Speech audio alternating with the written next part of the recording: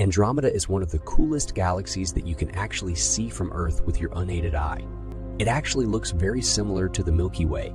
On a clear night, it appears as a faint, elongated cloud in the northern hemisphere, in the constellation Andromeda.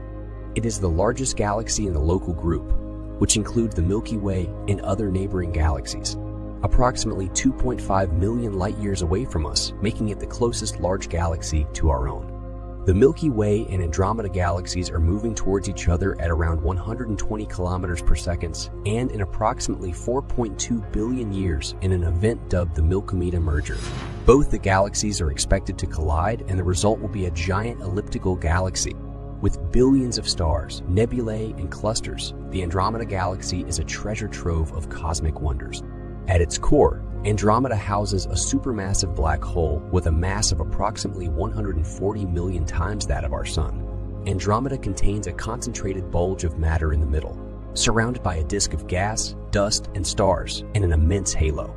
Although Andromeda contains approximately 1 trillion stars compared to the 250 billion in the Milky Way, still our galaxy is actually more massive because it is thought to contain more dark matter. Tag the person with whom you would like to visit or sight Andromeda in the night sky, and do follow